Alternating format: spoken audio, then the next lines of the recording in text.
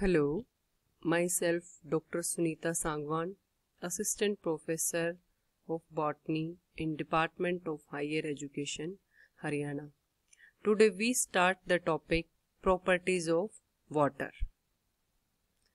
What are the properties of water which make it an essential for all living organisms? We study all those properties in this presentation.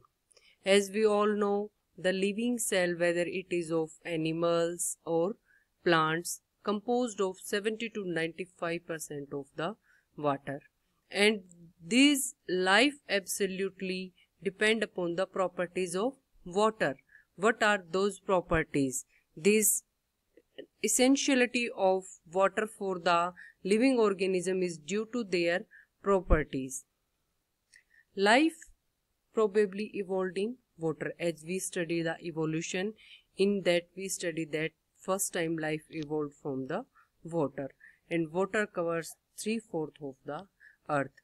As we all know, the limiting resource for the crop productivity is water. In this lecture we study these following properties of the water: its polar nature, specific heat of water, heat of vaporization, latent heat of fusion, capillary action, universal solvent, and liquid nature of the water. Let's proceed it one by one. First, polar. As it shows, water is a polar molecule. Then what is the meaning of polar? Normally water is H2O. We have two molecules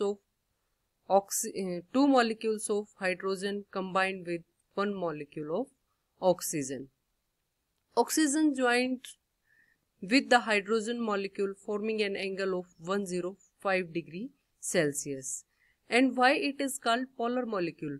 Because there is partial negative charge on the oxygen atom and partial positive charge on the hydrogen atom.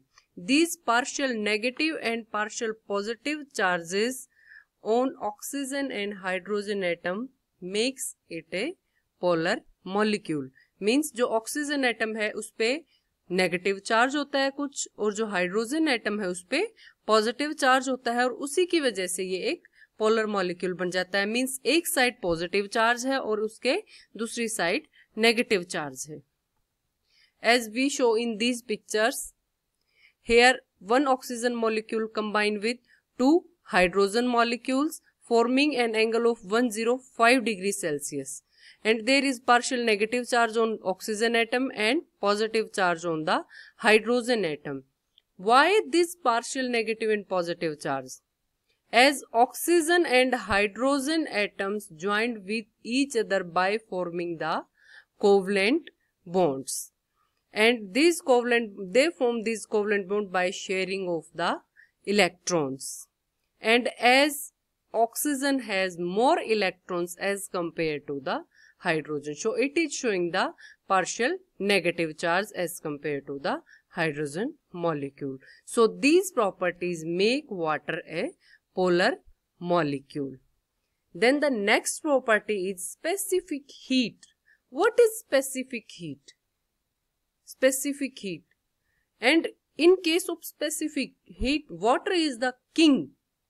Means water is at higher level. In case of specific heat of water is highest as compared to other substances like air, stone, sand and metal. Why is this? ऐसा क्यों है कि specific heat water की सबसे ज्यादा क्यों है? होती क्या है specific heat? The amount of energy required to raise the temperature of unit mass of a substance 1 degree Celsius is called specific heat. कोई भी substance है उसका एक specific unit mass, suppose करो 1 लीटर water है, 1 लीटर water को हम 1 degree Celsius तक उसका टेम्परेचर रेज करेंगे, उसके लिए जो हमें हीट रिक्वायर्ड होगी उसको हम बोलेंगे स्पेसिफिक हीट ऑफ वाटर. इसी टाइप से किसी भी सब्सटेंस का जो यूनिट मास होगा, एक स्पेसिफिक मास होगा, उसके यूनिट मास के लिए 1 डिग्री सेल्सियस अगर हम रेज करेंगे उसका टेम्परेचर, तो उसके लिए जितनी भी हीट रिक्वायर्ड होगी उसको कहते हैं specific heat of that particular substance. Water has high specific heat. क्यों होती है वाटर में हाई स्पेसिफिक हीट, क्या रीजन है इसकी वजह? यहाँ पे एक एग्जाम्पल शो किया हुआ है वाटर का और सैंड का। जब भी आप पानी के उसमें जाते हो तो आप देखोगे कि दोनों एक ही लोकेशन पे हैं। बाहर का जो किनारा है कि उस पे सैंड होती है, आप बीच पे जाते हो, समुद्र में जाते हो तो समुद्र के अंदर आपको इतना गर्म नहीं लगता वाटर, जितना जब आप बाहर आते हो सैंड पे पैर रखते हो तो एकदम बहुत गर्म होती है। वो रीजन क्या है? टेम्परेचर, दोनों उस टाइम पे जो हीट मिल रही है, सनलाइट जो उस टाइम पे मिल रही है, वही वाटर को भी मिल रही है और वही सैंड को भी मिल रही है। बट सैंड का टेम्परेचर इतना हाई है, हो गया है उस टाइम पे कि आप उस पे पैर रखते हो तो आप फील करते हो उस टेम्परेचर को, जबकि वाटर का टेम्परेचर इतना हाई नहीं है। तो वो किसकी वजह से है? वो high specific heat of water की वजह से है। और वो high specific heat of water की वजह से क्या हुआ कि सेम सनलाइट मिली वाटर को भी और सेम सैंड को मिली, बट वाटर को सैंड के टेम्परेचर तक गर्म होने के लिए उससे ज्यादा हीट चाहिए, जबकि वहां पे हीट क्या है? सेम मिल रही है, क्योंकि सनलाइट सेम आ रही है। तो उस सेम सनलाइट ने वाटर को तो कम गर्म किया, वाटर का जो टेम्परेचर है वो कम रेज किया, जबकि जो सैंड है उसका टेम्परेचर बहुत ज्यादा रेज कर दिया। अब रीजन आता है कि जो वाटर है उसका टेम्परेचर कम क्यों रेज हुआ। आप देखोगे वाटर के मोलिक्यूल्स जब आपस में बनते हैं, एक H2O का मोलिक्यूल दूसरे H2O के साथ, एक वाटर का मोलिक्यूल दूसरे वाटर मोलिक्यूल के साथ कंबाइंड करता है तो वो हाइड्रोजन बॉन्ड्स की फॉर्म करता है, हाइड्रोजन बॉन्ड्स बनाते हैं और ये हाइड्रोजन बॉन्ड्स स्ट्रोंग होते हैं। तो जो भी सनलाइट आती है वो इनको ब्रेक डाउन करती है, ये फिर से न्यूली बॉन्ड फॉर्म हो जाते हैं, फिर उनको ब्रेक डाउन करती है। तो जो मैक्सिमम पार्ट ऑफ सनलाइट है वो इन बॉन्ड्स को ब्रेक करने में यूज हो जाता है और जो टेम्परेचर है इसका वो इंक्रीज नहीं कर पाती as much as the sand. As compare to water, sand molecules are not so tightly packed like water. That's why जो वाटर की स्पेसिफिक हीट है वो हाई है as compare to the sand. तो इसलिए वाटर को हाई टेम्परेचर राइज करने के लिए हमें बहुत ज्यादा हीट चाहिएगी as compare to the sand. अगर सेम लेवल तक हमें, जैसे यहाँ पे सैंड का इतना टेम्परेचर राइज हुआ है तो इस टेम्परेचर तक हमें वाटर को राइज करेंगे तो हमें और भी ज्यादा हीट की जरूरत पड़ेगी, मीन्स इसकी जो स्पेसिफिक हीट की रिक्वायरमेंट है वो और ज्यादा होगी। सेम वाटर में क्या है? प्लांट्स हैं, उगते हैं, फ्लोरा फोना बहुत सारे हैं। तो एज इन दिस पिक से this fish I love specific heat capacity of water. As specific heat capacity of water is high, so water temperature not increase so much, so fishes love to live in water. Likewise many floras love to increase in water due to their high specific heat of water। इस specific heat की वजह से water का temperature बहुत ज्यादा नहीं बढ़ता और बहुत ज्यादा temperature नहीं बढ़ेगा, तो एक particular optimum temperature पे flora and fauna दोनों अच्छे से grow करते हैं। सेम वही है पीछे जो आपको प्रिंसिपल बताया है, small temperature rise, same amount of heat energy आ रही है वाटर पे भी और सैंड पे भी। वाटर में क्या हुआ है, ये इस टेम्परेचर पे वाटर था और इसी टेम्परेचर पे सैंड थी, सेम अमाउंट फॉल की, वाटर का टेम्परेचर स्लाइटली राइज हुआ जबकि सैंड का टेम्परेचर बहुत ज्यादा राइज हुआ है। ऐसा क्यों होता है उसी चीज को यहाँ इक्वेशनली एक्सप्लेन किया गया है। 500 ग्राम सोयल ली 500 gram water in form of litre, 500 ml water लिया, दोनों को 1000 कैलोरीज हीट प्रोवाइड की। अगर दोनों को सेम हीट प्रोवाइड की तो जो वाटर का टेम्परेचर है वो कम राइज होगा जबकि सोयल का टेम्परेचर है वो ज्यादा राइज होगा। सोयल का टेम्परेचर 10 डिग्री सेल्सियस तक राइज हो गया सेम उसमें, और वाटर का टेम्परेचर 2 डिग्री लेस रहा उससे। वो किसकी वजह से? जो स्पेसिफिक हीट ऑफ सॉइल है वो है 0.2 कैलोरी पर ग्राम पर डिग्री सेल्सियस, जबकि वाटर की जो स्पेसिफिक हीट है वो हाई है 1 कैलोरी पर ग्राम पर डिग्री सेल्सियस। तो इसी से जब हमने कैलकुलेट किया delta C means change in temperature, change in temperature क्या 1000 कैलोरी 500 ग्राम 0.2 किलो कैलोरी, तो क्या इससे क्या आया कि 10 डिग्री सेल्सियस मोर हो जाएगा, जो टेम्परेचर अभी है सॉइल का उससे 10 डिग्री सेल्सियस बढ़ जाएगा, जबकि अगर सेम हीट हम प्रोवाइड करते हैं इसको तो जो टेम्परेचर है वो 2 डिग्री सेल्सियस लेस हो जाएगा वाटर का।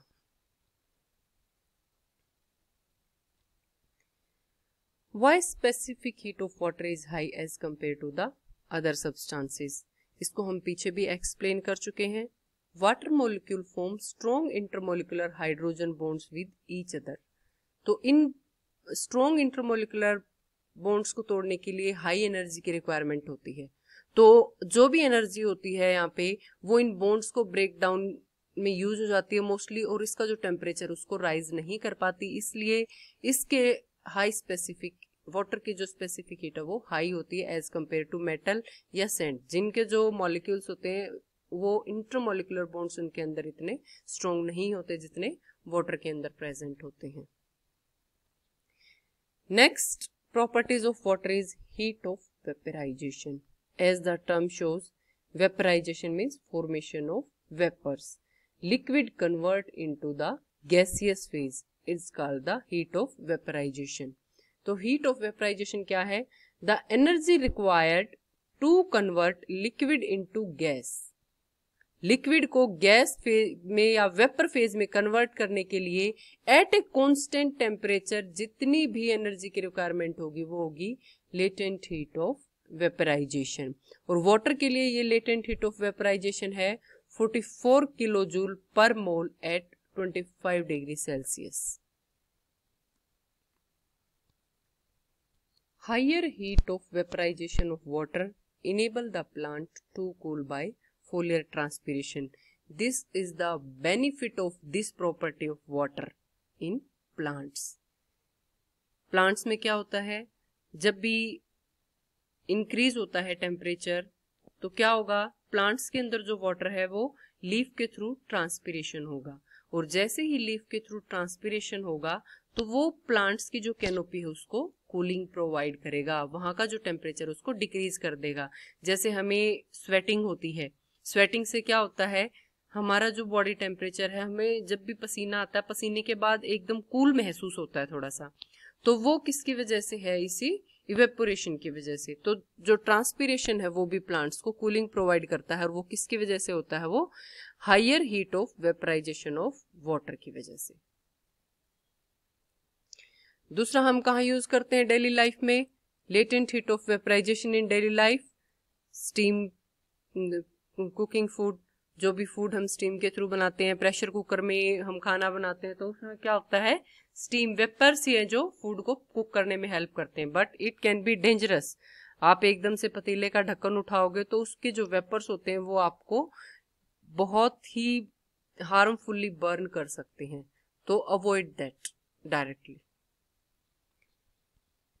Next properties of water is latent heat of fusion. Latent heat of fusion means solid से लिक्विड फॉर्म में कन्वर्ट होने में जो लेटेंट हीट निकलती है, जो लेटेंट हीट होती है, जो हीट होती है उसको बोलते हैं heat of fusion. The amount of energy required to convert unit mass of a solid to a liquid at the same temperature is called latent heat of fusions. Means एक solid object है, एक form है solid, उसको हम liquid में convert करेंगे same temperature पे, तो उस टाइम जो अमाउंट रिक्वायर्ड होगी उसको बोलेंगे लेटेंट हीट ऑफ फ्यूजन। जैसे आप आइस है, आइस को मेल्ट करेंगे, आइस को मेल्ट करके वाटर बनाएंगे, तो उसके ड्यूरिंग जो भी हीट रिक्वायर्ड होगी उसी टेम्परेचर पे, उसके ड्यूरिंग जो भी एनर्जी रिक्वायर्ड होगी उसको आइस से वाटर में कन्वर्ट करने के लिए, उसको बोलते हैं latent heat of fusion. Examples क्या है लेटेंट हीट ऑफ फ्यूजन के हमारे डेली लाइफ में, जैसे आइस क्यूब को हम डाल देते हैं जूस में, जूस को ठंडा करने के लिए, तो वो क्या करता है, जो लेटेंट हीट होती है वो मेल्ट कैसे होता है, कैसे कन्वर्ट होता है, वहां से उसको कैसे हीट मिली, हमने तो कोई हीट प्रोवाइड नहीं करवाई, वो कहाँ से होती है, जो जूस की लेटेंट हीट होती है वो आइस को मेल्ट करती है। Same like thunderstorm, melting of glaciers या cooling of cold drink through ice cubes, उसमें भी क्या होगा, जो कोल्ड ड्रिंक्स है उनकी जो लेटेंट हीट है वो ट्रांसफर हो जाएगी आइस में, और उसकी वजह से उनका टेम्परेचर डाउन हो जाएगा, और जो